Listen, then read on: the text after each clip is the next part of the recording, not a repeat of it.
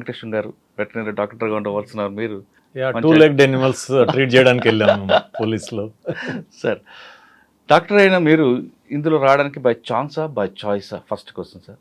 Second, దీనికి రాకముందు మీ family background అంటే అమ్మ నాన్న మీ కష్టం, ఒక చిన్న రైతు కుటుంబంలో పుట్టిన మీరు ఈ స్థాయికి ఎలాగొచ్చారు?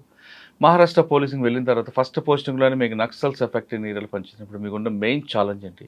వివిధ దశలో మీరు వచ్చిన తర్వాత మెయిన్ ఎస్ఐబిలో పనిచేశారు, ఇంటెలిజెన్స్ సెట్ ఇటువంటి పనిచేసినప్పుడు ఎలాంటి ప్రెజర్స్ ఉంటాయి? మహారాష్ట్ర అనగానే చాలామందికి మాఫియా, బాంబే అనగానే ఇంకా చెప్పలేని దావూద్ ఇబ్రహం, చోటా షకీల్ ఇవందరూ ఫేస్ చేస్తుంటారు. వీళ్ళందరినీ ఎలా ఫేస్ చేసుకొచ్చారు? ఆ మాఫియా డాన్ని ఎలా మీరు బ్రేక్ చేసుకొచ్చారు? లాస్ట్లో మీరు రిటైర్ అయిన తర్వాత ఇప్పుడు చేస్తున్న కార్యక్రమం ఏంటి? దుందిగల్ మా ఊరండి. జిల్లా పరిషత్ స్కూల్లో చదివాను. అక్కడ జిల్లా పరిషత్ స్కూల్లో ఉన్నప్పుడు అప్పుడు మనకి ఒక రెసిడెన్షియల్ కాలేజ్ వ్యవస్థ ఉండేది మంది. ఇక్కడ దుండిగల్ రంగారెడ్డి అక్కడ లేదు రెసిడెన్షియల్ కాలేజ్, అక్కడ జిల్లా పరిషత్.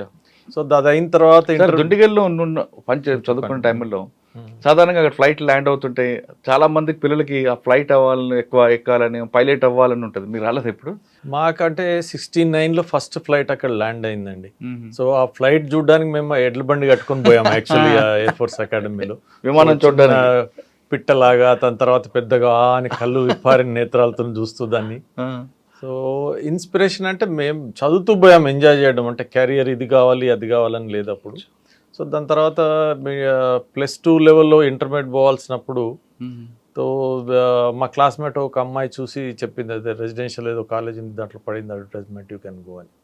సో అంతకుముందే నాకు రెసిడెన్షియల్ స్కూల్లో కూడా వస్తే మా అమ్మ అప్పుడు తెలంగాణ వాళ్ళు ఊర్లో వాళ్ళ నుంచి వదిలేవాళ్ళు కాదు, మన ఇంట్లో తిండి లేదా ఎందుకు పోతావు అని చెప్పేసి. బట్ ఇంటర్మీడియట్లో అప్పుడు మా టీచర్ వెళ్ళి మా అమ్మని కన్విన్స్ చేసి దాన్ని ఎగ్జామ్ రాసి అందులో వచ్చిన తర్వాత వి వెంట అండ్ జాయిన్ దేర్ అండి.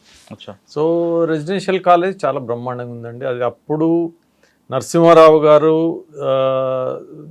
స్టార్ట్ చేసిన మహత్తరమైన ప్రోగ్రామ్ అండి అది. పివి నరసింహారావు గారు మొత్తం స్టేట్లో ఉన్న మంచి స్టూడెంట్స్ని సెలెక్ట్ చేసి ఒక ప్లేస్లో పెట్టి, దాంట్లో ప్లేస్లో ఫెసిలిటీస్ అది ఇంపార్టెంట్ కాదు, అక్కడ group of students are entirely different.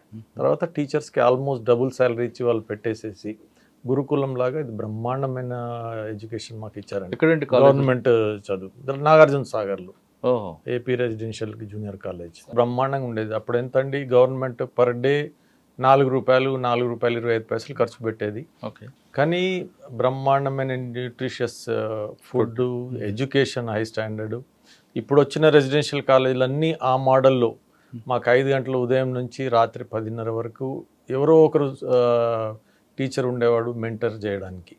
So బ్రహ్మాండమైన ఆ కాలేజీలో apart from knowledge, basic character, simplicity అవన్నీ వచ్చినాయండి. మా క్లాస్మేట్స్ ఎక్కడ ఎంపీసీలో ఉండని, బీపీసీలో ఉండని, సిఈసీలో ఉండని, ఏ ఫీల్డ్లో పోతే ఆ ఫీల్డ్లో నిష్ణాతులై ఉన్నారండి మొత్తం ప్రపంచం అంతా. ఓకే సార్, ఇంటర్ అక్కడ అయిన తర్వాత నెక్స్ట్ ఇంటర్ అయిన తర్వాత మెడిసిన్ ట్రై చేశామండి. 2 సార్లు ట్రై చేశాను, దొరకలేదు. సో ఒకసారి 3 మార్కులు, ఇంకోసారి 1 మార్కుతో రాలేదు. తర్వాత ఎవరో చెప్పారు వెటర్నరీ బాగుంటుంది అని చెప్పేస్తే వెటర్నరీ వెళ్ళాము.